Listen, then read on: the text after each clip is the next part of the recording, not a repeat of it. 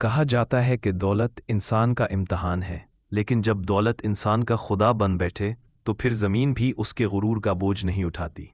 یہ داستان اس شخص کی ہے جس کے خزانوں کی چابیاں اٹھانے کے لیے طاقتور مردوں کی جماعت درکار تھی، مگر جس کا غرور ایک لمحے میں زمین کے پیٹ میں دفن کر دیا گیا۔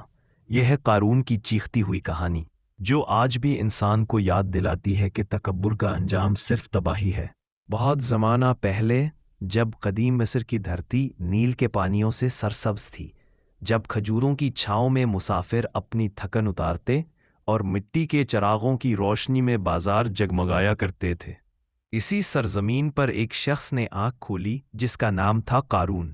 مصری تہذیب اس وقت اپنے عروج پر تھی، محلات بلند، بازار آباد اور زندگی روا تھی، مگر دولت کے اس سیلاب میں ایک ایسی شخصیت بھی تھی جس کے پاس دولت تو بے شمار تھی، مگر شکر کا حوصلہ نہ تھا۔ روایتوں میں ذکر ملتا ہے کہ قارون کے خزانوں کا شمار بھی مشکل تھا۔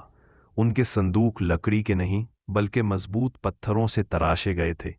ان صندوقوں کی چابیاں اتنی بھاری تھیں کہ چند مضبوط مرد مل کر بھی انہیں مشکل سے اٹھا پاتے تھے۔ جب وہ چابیاں کھنکتی تھیں تو لگتا تھا جیسے لوہے کی آوازیں زمین کے سینے کو چیر رہی ہوں۔ قارون اپنے خزانوں کے سامنے کھڑا ہوتا، گویا اس کے قدموں میں دنیا کی بادشاہی پڑی ہو۔ وہ اپنے قیمتی ریشمی لباس، سونے کی بنی پٹیوں کے جڑاؤ اور ہیروں کی چمک کو اپنی عظمت کی دلیل سمجھتا۔ وہ اکثر کہا کرتا تھا، یہ سب مجھے میرے اپنے علم کے سبب ملا ہے۔ بس یہی وہ جملہ تھا جس نے اس کے انجام کی بنیاد رکھی۔ جوں جوں قارون کی دولت بڑھتی گئی، اس کا دل سخت ہوتا چلا گیا۔ لوگوں کے چہروں پر بھوک دیکھی، یتیم بچوں کی آنکھوں میں آنسو دیکھے، مگر اس کے دل کا پتھر نہ پگھلا۔ وہ اپنے محل کی سنگ مرمر کی سیڑھیوں پر بیٹھ کر لوگوں کو نیچے حقیر سمجھتا۔ اس کے غلاموں کی قطاریں، دولت کے انبار اور زیورات کی چمک اس کے تکبر کو ہر روز بڑھاتی جاتی۔ عقل مند اور پارسا لوگ اس کے پاس آئے اور اسے کہا، اے قارون، اللہ نے تجھے دیا ہے، پس تو شکر کر، نیکی کر، لوگوں کے ساتھ بھلائی کر۔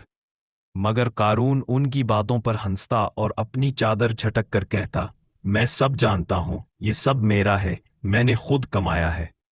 یوں وہ اپنے رب کے سامنے غرور کی بلند ترین چوٹی پر کھڑا ہو گیا، مگر دولت کی چمک رب کی پکڑ کو نہیں روک سکتی۔ اس رات آسمان نے رنگ بدلا، ہوا میں ایک عجیب سی گھن گرج تھی اور زمین نے سانس روک لی۔ اگلی صبح جب قارون اپنے محل کے سامنے کھڑا ہوا تو اچانک زمین نے لرزنا شروع کیا۔ پہلے ہلکی سی دراڑ، پھر ایک چیختی ہوئی گرج، اور پھر وہ لمحہ جس نے تاریخ کا رخ بدل دیا۔ قارون کے قدموں کے نیچے زمین پھٹنے لگی، اس کے خدام بدحواس ہو کر بھاگے، عورتیں چیخیں، بچے روئے، اور لوگ خوف سے جم کر رہ گئے۔ قارون نے بھاگنے کی کوشش کی، مگر زمین اس کے پیروں کی طرف لپکی۔ وہ ہدکا کھا کر گرا، اپنے سونے کے جوتے ریت میں دھس گئے اور اس کے زیورات کے گہنے اس کے ہاتھوں سے پھسل گئے۔ زمین کے سینے میں گہری دراڑیں پڑی اور لمحوں میں قارون، اس کے محل اور اس کے لاتعداد خزانے زمین کے اندر سما گئے۔ لمحوں میں دولت کا پہاڑ مٹی کا ڈھیر بن گیا۔ جب دھول بیٹھ گئی تو وہاں کچھ نہ تھا، نہ محل، نہ خزانہ، نہ غرور، نہ قارون، صرف ایک ہموار زمین، ایک ڈرا دینے والی خاموشی، اور انسانیت کے لیے ایک پیغام۔ دولت نہیں، نیکی باقی ہے، غرور نہیں، عاجزی باقی ہے، اور انسان نہیں، اس کے اعمال باقی رہتے ہیں۔ لوگ اس جگہ کے گرد جمع ہوئے اور ایک دوسرے سے کہا، وہی خدا ہے جو عزت دیتا ہے، اور وہی خدا ہے جو لمحے میں چھین لیتا ہے۔ قارون کی کہانی یہ سکھاتی ہے کہ دولت کا کمال یہ نہیں کہ انسان کے پاس کتنا ہے، بلکہ یہ ہے کہ انسان اس دولت کا کیا کرتا ہے۔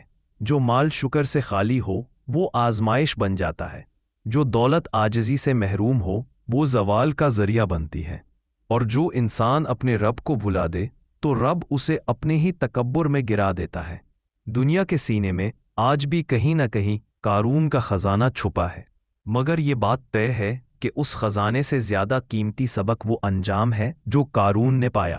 اگر اس واقعے میں پوشیدہ نصیحت اور عبرت نے آپ کے دل کو جھنجھوڑ دیا ہے تو ہمارے چینل کو ضرور سبسکرائب کیجیے تاکہ ایسے ہی علم و حکمت سے بھرپور واقعات سب سے پہلے آپ تک پہنچ سکیں۔ بیل آئیکن دبانا ہرگز نہ بھولیے گا۔ اللہ تعالی ہم سب کو حق کی راہ پر قائم رکھے۔